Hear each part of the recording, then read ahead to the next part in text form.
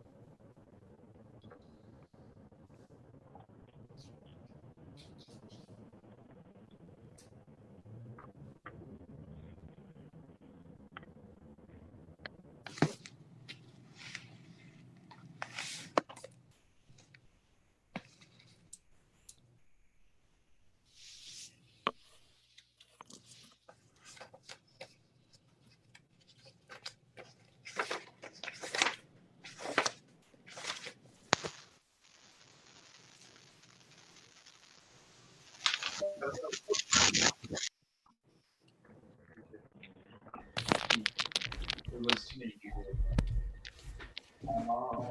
Yeah. Why?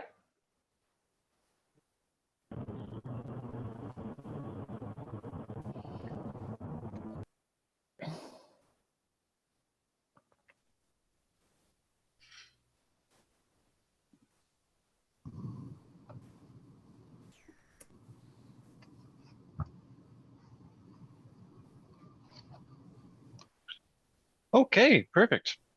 10:03, so I think we'll get going. First of all, thank you everyone for coming and welcome. It's great to see you all here.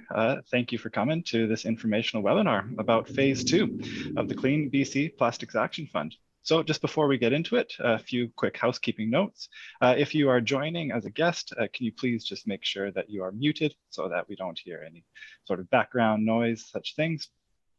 And other than that, my name is Devin Delarge, and I am the program coordinator with Alacrity Canada here and working on the phase 2 of the Plastic Actions Fund. So today I am joined by our expert panel from both Alacrity Canada and the Synergy Foundation. But before we get started, I just want to acknowledge that both Alacrity and Synergy Foundations are located in the traditional territory of the Songhees, the Esquimalt, and the WSÁNEĆ people. And we are all grateful to be able to live, work, and play on this land.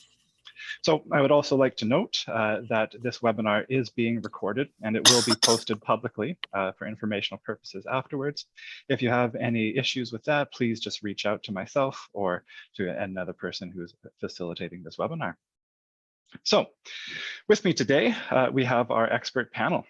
We have Barack Evren, who is our program director with Alacrity Canada. We also have Jill Duquette, who is the executive director at Synergy Foundation, as well as George Lavender, director of program operations at Synergy.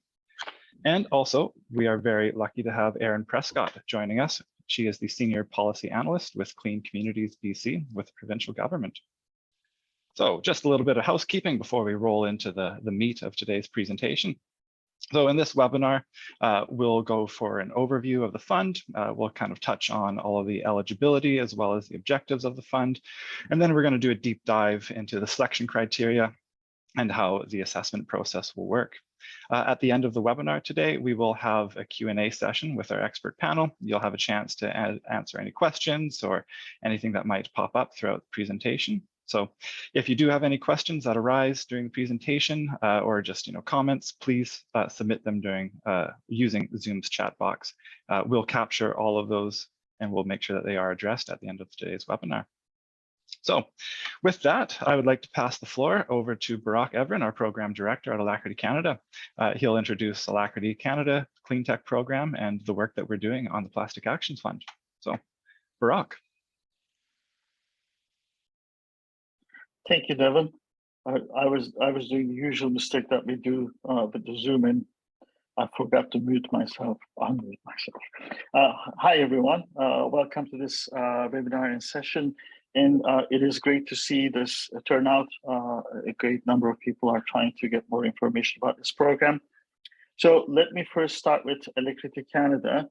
We are a not-for-profit, being in operation since 2009 in BC, and our mandate is to help the Canadian entrepreneurs and innovators in technology businesses since 2009. And we run multiple programs as a part of this mandate.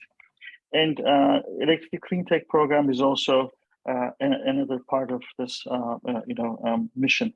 So this program is in place since 2017, and we're helping the clean technology companies in BC to go to international markets. So other than that, for the last 2 years, together with the Ministry of Environment, we are running the program for the Plastic Action Fund, which is aiming to help and reduce the total plastic waste in BC, and also create more business opportunities for the companies in this field. Last year, it was overall a $5 million fund. This year, it's going to be a $10 million fund. But the big difference this year is going to be, and Georgia will give you more details about the program, but there will be 3 streams of the program, which there will be the plastic PCR, plastic reduction, and there will be a reusable program. And for this year, a very new and specific program for the Indigenous communities and First Nations on reducing plastic in their environment. So we are so much happy to have the opportunity to involve with the industry. Last year was a great success for all of the companies who involved with the fund, and we're hoping that this year will be a bigger success for all the companies who will attend, and everybody will learn more. Thank you. Back to you, Devin. Thank you very much, Barack. And so again, if you have any questions which arise throughout this presentation, please just enter them into the chat box, and then we'll address them during our Q&A at the end. So I will now hand it over to Georgia Lavender to go through kind of the meat and the details of the program. Wonderful. Thank you so much, Devin. I'm really happy to be here today to share more of the details of this fund with all of you on the call. And Brock, thank you for that great overview as well of the fund. So this may be some overlapping information. And just a note today that all of the information that we're going to be sharing, it can be found on the Alacrity webpage. We'll be sure to share the links to that. On the Alacrity webpage, you will find a program guide which goes through this in detail, as well as a list of FAQs. So really the purpose of this fund is to support innovative plastic waste reduction and recycling projects across the province. And it really does build on that $5 million phase 1 fund that was established earlier in 2020 to increase the use of post-consumer recycled plastic in manufacturing. As mentioned, this fund is being administered by Alacrity Canada with circular economy subject matter expertise from the Synergy Foundation. As mentioned, this fund, total funding available this year is $10 million. There is no minimum funding request, and individual project funding requests cannot exceed $3 million. We do anticipate an average range of projects to be funded will likely fall between that $50,000 to $3 million kind of range there, but those aren't any hard lines. That's just our anticipated range. Applications will remain open until February 28th, 2023, or until all funds are subscribed. So that's why we're really encouraging early applications, as applications are going to be reviewed on an ongoing rolling basis, and funds administered on an ongoing basis as well. So there are 3 streams to this year's fund, which is different from phase 1 of the CleanBC Plastics Action Fund. So this year, the first stream will be looking at post-consumer recycled plastics for processing and manufacturing. So that's quite familiar and similar from phase 1. The 2 new streams that we're looking at this year are reuse and repair businesses and systems that are going to help us reduce and prevent plastic waste. And the third is for Indigenous businesses, communities, and organizations who are looking to run recycle or reuse projects. There are 6 objectives to this year's CleanBC Plastics Action Fund, and projects considered for funding will support at least one of the following expected outcomes. There is a lot on the screen here. Again, this is all on the website and in the program guide. So these outcomes that we're looking at are to develop the growth of reuse businesses to help support the phase out of single-use plastics. We want to support projects led by Indigenous people, communities, and businesses, as well as businesses that are located in rural and remote communities across the province. We want to support the plastic waste reduction in the industrial, commercial, and institutional sectors. And then focusing on those PCR streams, again, similar from phase 1, be looking to increase BC's processing capacity to supply more PCR plastic and plastic products and packaging manufacturers, to increase the use of PCR plastic in our plastic manufacturing in BC, and to support PCR plastic product research, design, and testing. So this can include pilot projects and trials that increase the use of PCR plastic. Eligibility criteria for this fund include that the projects must be registered, operate, and pay taxes within BC. They do need to maintain a federal business number, a GST and PST number, and a WorkSafe number. All of the projects must be completed by February 14th of 2024. So there will be expectation to show that you'll be able to achieve all your project milestones and complete the project by that deadline. Projects must be able to provide 1/3 of eligible project costs, and this cannot come from other government funds or sources. And then lastly, applications must be submitted by a private company, a nonprofit organization, a social enterprise, a community contribution company, a co-op organization, or Indigenous group or organization. In terms of the application process, it is a 3-step application process. So first, interested applicants will complete an online application. This is the short form application that will demonstrate that you meet the eligibility criteria, and you'll submit your project proposal here. So this is available online on Alacrity's webpage. Successful applicants from this initial stage, from this step 1, will be asked to develop a detailed grant proposal. This will explain how the funds will be used, and you will be required to submit some supporting documents. You will be provided with this detailed grant proposal form that will ask you all of the necessary questions. And then any applicants that are requesting funds in excess of $100,000 will be required to participate in a discovery interview. For those applying less than $100,000, there will be interviews at the reviewer's discretion. Some supporting documentation that might be requested will include a project budget breakdown, proof of funding for the 1/3 of project costs, additional details about your project's anticipated results, your full project plan, a proof of good standing, and financial statements where applicable.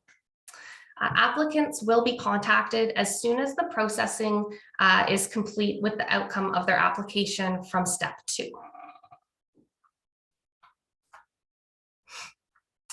For assessment of these applications, all detailed proposals are going to undergo an administrative review to ensure that projects meet the eligibility requirements, as well as a technical review to ensure that the projects meet the objectives of the program funding.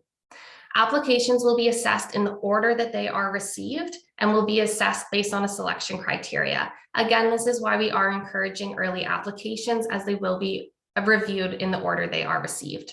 We will discuss the application criteria momentarily. For projects to have an immediate benefit, the funds will be issued and provided to the grant recipient as soon as the application has been approved.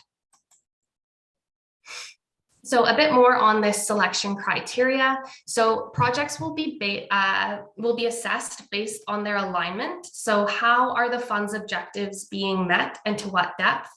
Scale, so how scalable is this project?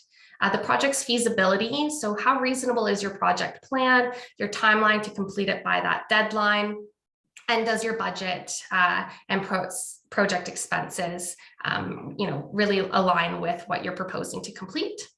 Innovation, so to what degree will your project establish new processes, products, or circular solutions? And then relative impact. So if you're able to share any metrics within your application, these are going to be really great in the review process. So here you can consider how many kilograms or tons of PCR plastic can you process, or with your proposed project, how many single-use items may you be able to avoid? So some thoughts there. Other factors that will be taken into consideration will include regional representation, so supporting projects across the province, diversity and inclusion, to what degree will your project provide benefits for women, youth, minorities, or Indigenous peoples, economic potential as well. So, what is the potential to create new jobs or to support economic recovery? And then important dates for the fund to keep in mind, and you'll hear me say this a couple more times, but the applications will remain open until February 28th or until all of those funds are subscribed. The selected projects must be complete and all funding spent by February 15th of 2024. So you do have a good timeline in order to complete your proposed projects. Successful applicants will also be required to provide a report every 3 months or 90 days after the transfer of initial payment until the conclusion of the project. These are short reports. They'll be about 1 to 2 pages in length, and you will receive an outline for those. A little more on the reporting requirements. So as I mentioned, those progress reports every 3 months, in addition to a final report that will be submitted upon the completion of your project or by February 29th of 2024. And a note that a percentage of successful applicants' reports will be audited and expenses will be reviewed in detail by an independent auditor.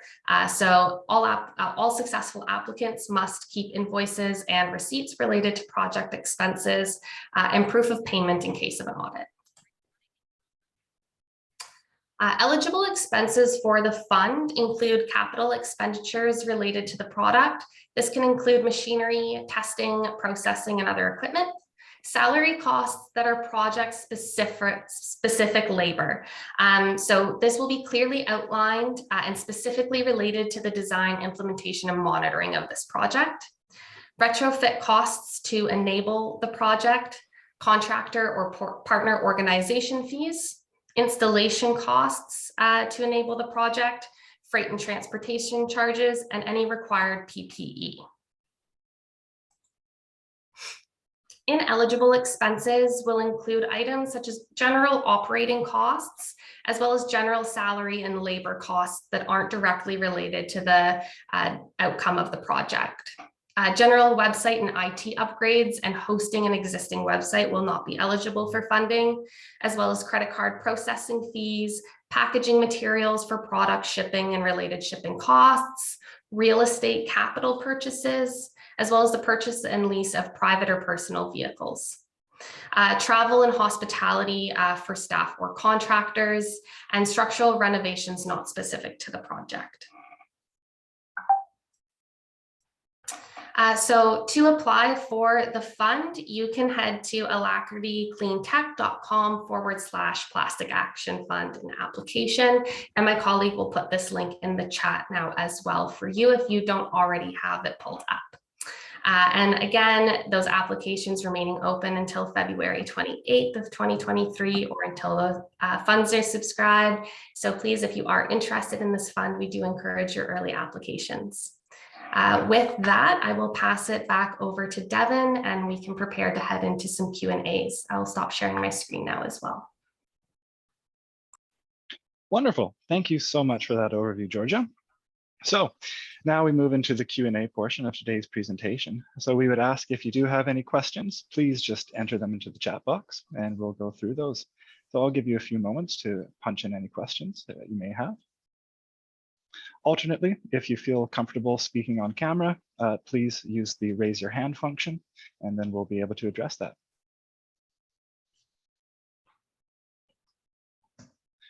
Perfect. So I see a question has rolled on in.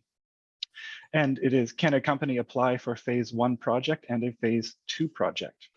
So a company that received funding during phase 1, if you were successful, you may apply again. However, that project must be unique from a phase 2 project. So you can't use, phase 2 to supplement a phase 1 project. However, if you did apply during phase 1 and you were not able to receive funding for that phase 1 project, then you will be able to reapply for that same project under phase 2 funding. Wonderful. I see another question has popped in there. Quick question about payment. Is it reimbursed or is it advanced? So it is advanced. It is treated as a grant. You will be advanced the payment. However, the payment may be paid out in installments. So you might receive 60%, 40, 10. It all depends on your project, and that will be at the discretion of our expert panel and our reviewers. Lovely. And another quick question. Can nonprofits apply? Absolutely, nonprofits can apply. We encourage them. And moving down, would a municipality be eligible to apply? Like one group or branch within a municipal department? No, unfortunately, municipalities or other government bodies are not able to apply.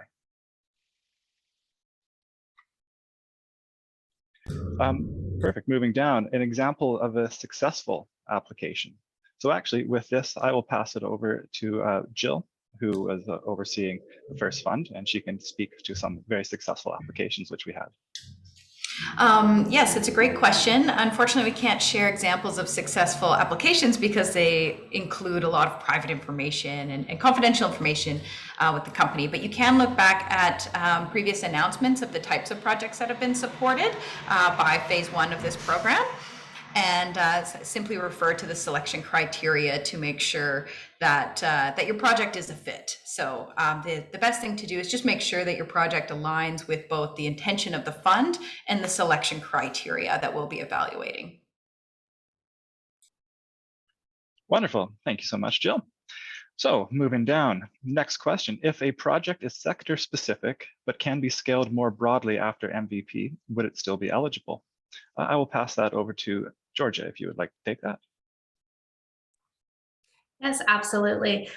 So if you're looking to a scaled up project, I think we can consider this for the funding, as we are looking at projects that can be scaled to increase, again, whether that be the processing capacity or increase reuse and refill business models. So we will just want to see that the funds are going towards a definite scale up of this project. Lovely, thank you, Georgia. Next question, will the grant cover existing staff as well as new hires for the project? Georgia, if you wouldn't mind addressing that as well. Yeah, in your detailed grant application, if you can describe how that existing staff their labor costs are going to be directly related to the project, those expenses, salary expenses of their role will be covered, as well as for new hires. So it's just the portion of their salary expenses that are directly related to the implementation of the project. Perfect, thank you, Georgia. And also related to expenses, are marketing expenses eligible?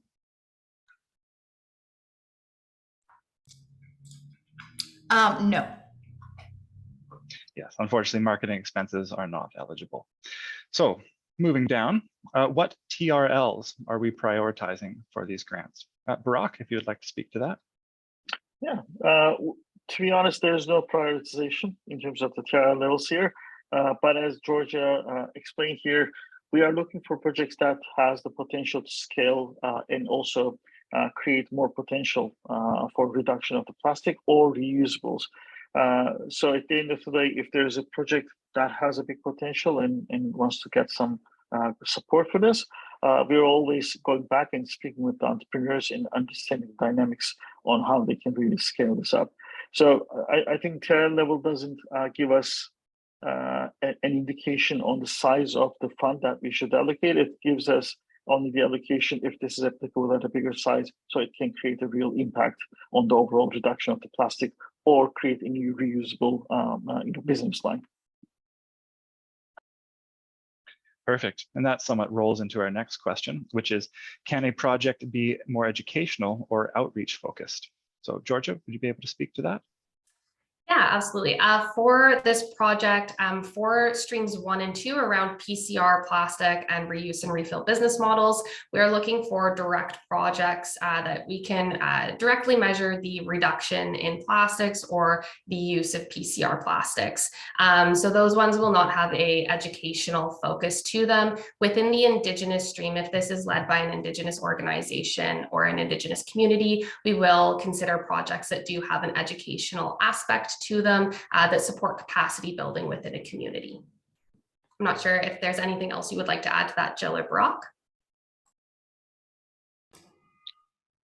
Perfect, great.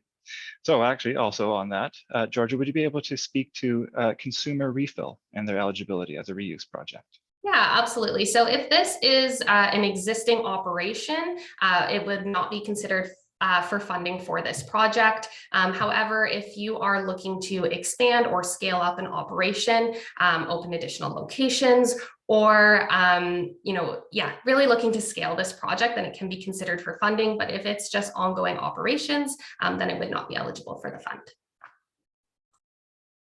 Fantastic, thank you. The next question, how is material sourced or shipped outside the province viewed? I'll speak to that. So material which is sourced from outside the project is not eligible and will not be counted as part of the total. We are looking to divert plastics from BC and only BC. With regards to shipping material from BC, once it has been reclaimed or extruded, pelletized, that is completely above board and absolutely fine. So moving down. Are environmental cleanup projects that promote recycling of environmental waste eligible? Georgia would be able to speak to that. Yeah, and I might have Jill jump in on this one as well. So I don't believe we're looking to really fund, shoreline cleanup projects through this project. We are, if you are taking that same marine waste and you are turning it into a PCR plastic product, something like that may be eligible, but the physical cleanups would not be funded through this project. Yeah, exactly. Exactly. And speaking of successful projects, where can we find the announcement of successful projects? So all successful projects for phase 2, as well as phase 1, will be announced on the Alacrity Cleantech website. And if you currently navigate to the Cleantech website, there will be a tab called phase 1, which provides a brief overview of all successful projects during phase 1 of the fund. Perfect. Next question. Can private companies apply in partnership with nonprofit organizations? Brock, would you be able to speak to this? Yep, definitely. If there's a good project out there, which enough for-profit can, put their forces all together with a private organization, they can come together and apply for a project. Perfect. Thank you. So another follow-up question regarding educational and outreach. So if the project aims to reduce plastic use through a service, which would include education, but the project can still be measured, is it then eligible? Georgia, would you be able to speak to this? I might actually bounce this one over to Jill, sorry. Yeah, no problem.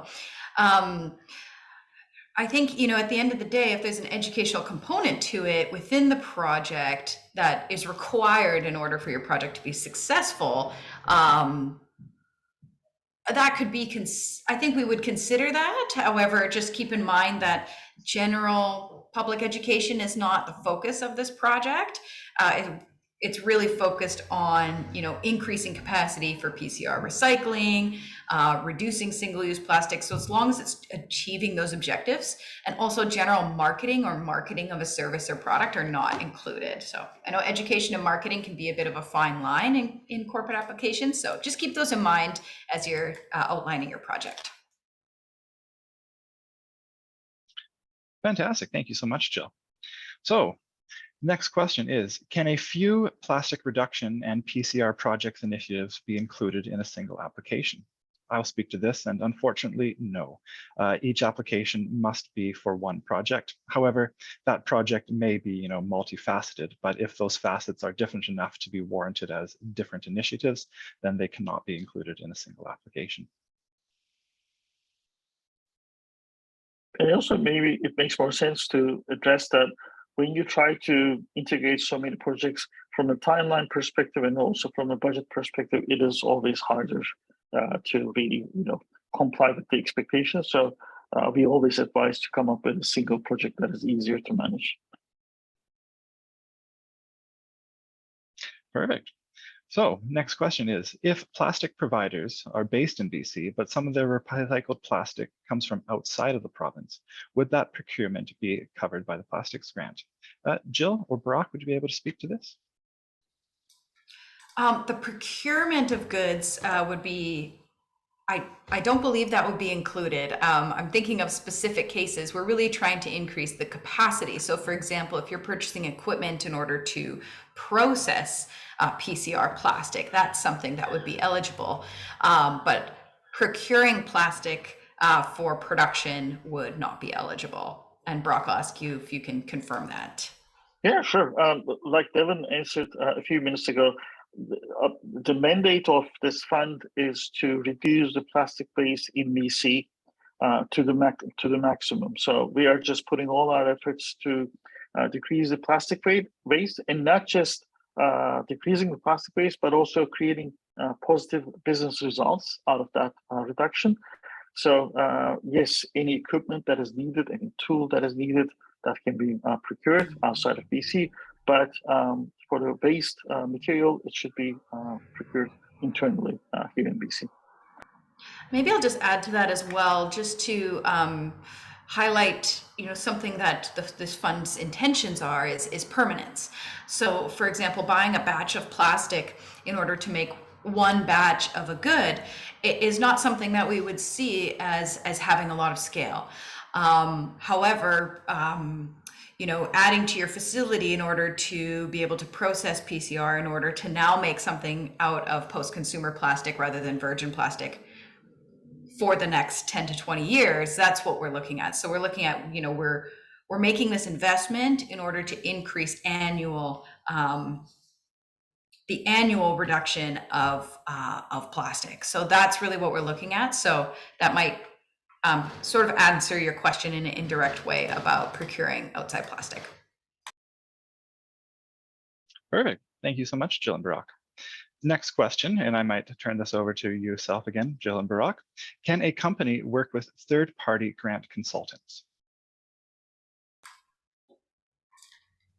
No Jill, rule against it, as far as I know. Yeah, I will say the same thing. And the only thing that I will say from our own perspective, up until now, what we have seen is everybody talks about the easiness and the smoothness of the whole application process. It is so easy to navigate. It is so easy to reach out to us. Georgia is a wonderful resource. Devin is a wonderful resource. They're always here to answer your questions if you have any. So yes, sure, you can work with other consultants, but I guess you will find the process to be quite easy to navigate. So I don't believe that you may really need a consultant, but if you need, sure, you can use. Absolutely. So our next question is, can an organization submit more than one application? Or if one application is not acceptable, can it submit for another idea? So unfortunately, an organization may only submit one project application for a singular project. As much as we would like to encourage all applications and funds to come in, it is limited with our funding. So we are looking to make the biggest impact possible. And with that, we again only submit one application per organization. So our next question is, sorry, my apologies, just have to read this here and digest. So logistics equipment like bark cargo carriers are required to get PCR pellets to some markets. Would these be qualified expenses? I will pass that over to Georgia. Yeah, so again here, I'm reading the question as well. If you are, processing the PCR plastic and creating PCR pellets or a PCR manufactured product in BC, and that's being sent to another market and exported, that would qualify. If you're importing plastic from out of province to process for PCR plastics, then that would not qualify. And I believe we addressed this similarly earlier through Devin. So if there's any other kind of comments, that's how I'm reading the question. But if that is not clear, please let me know. Yeah, I agree, Georgia. Based on my reading, that is correct. So again, if that is not the accurate reading, please just make a note.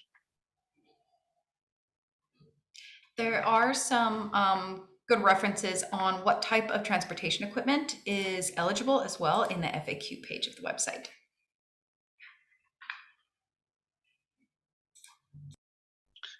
Lovely. That seems to be the end of our questions so far. So again, I will just pause for a moment here if anybody has any more questions that have popped into their mind and they'd like to enter them into the chat box.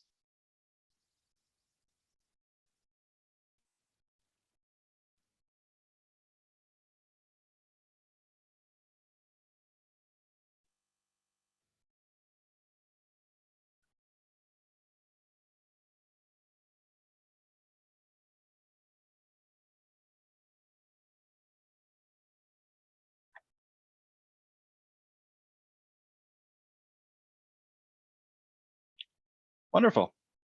Well, if you do have any other questions which arise, today, tomorrow, at any time in the future, please just reach out to us either through our website or at Alacrity Cleantech at alacritycanada.com. So I guess with that, we will now move to conclude. I would like to thank everyone for attending and for all of those great questions.